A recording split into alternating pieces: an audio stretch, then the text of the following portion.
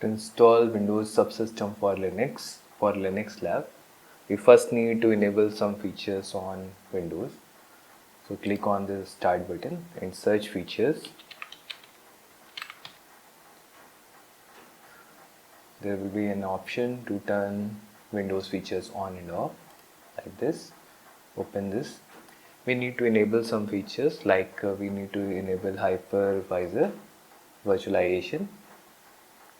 So I have already enabled Hyper-V, and we need to also enable Windows Subsystem for Linux and virtualization. So I have enabled virtual machine platform, Windows Hypervisor platform, and last thing we need is Windows Subsystem for Linux. So you might need to restart after this thing. Now we need an admin terminal. To open this admin terminal, right click on this, and we need to use terminal that has an admin access. You can use shortcut key Windows X to open this menu and select terminal with admin access. Here we will run single command to install WSL, and we will use Ubuntu distribution. The command is WSL --install -t Ubuntu. So this will enable WSL and install Ubuntu distribution. So it requires internet, and it will download Ubuntu distribution and install it.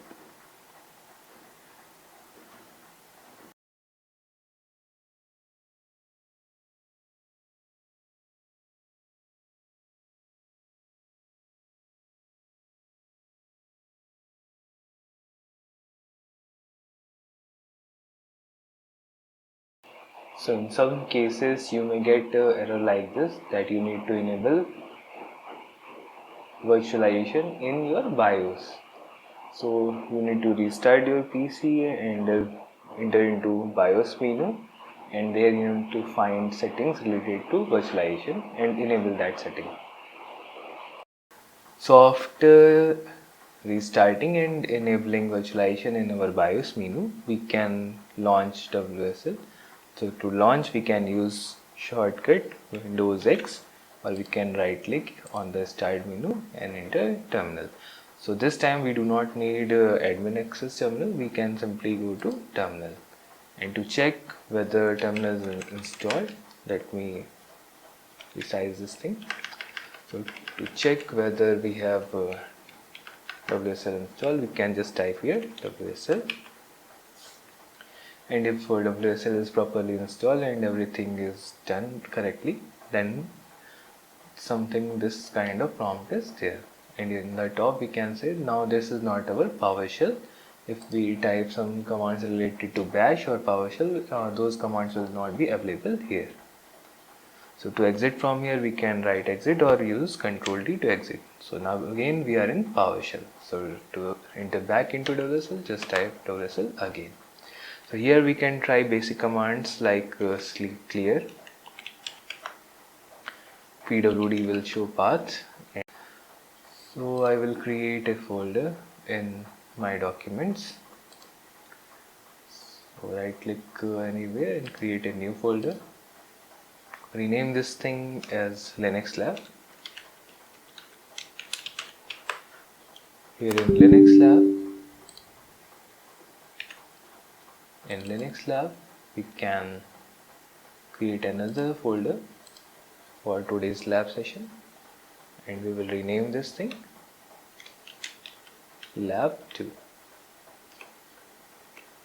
So now to open a WSL terminal at this location, we need to right click here, and there is option terminal.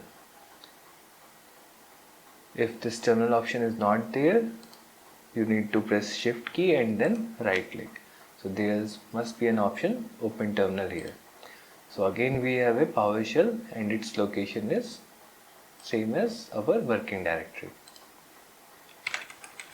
So to enter into WSL at this location, we will just type WSL here.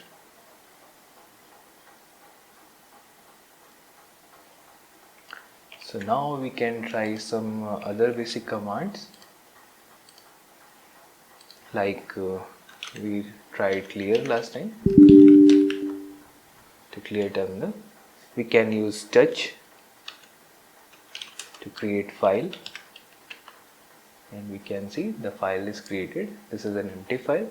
We can use mkdir to create directory, and we can use ls to show all the files and directory in this current working directory.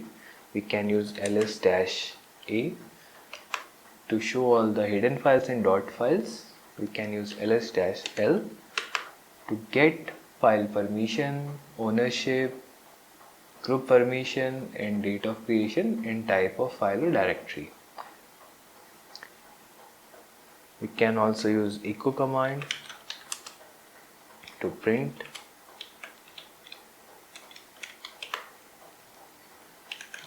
or something like.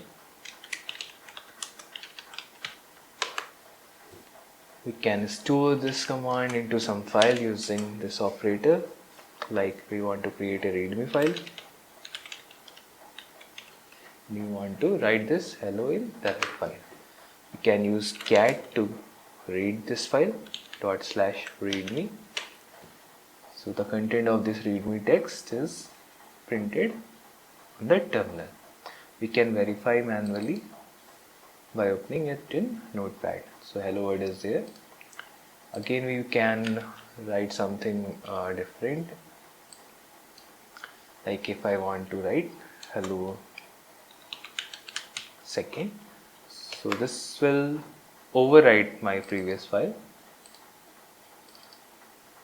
So now previous data is removed and only last data is here. So suppose I want to retain this previous value,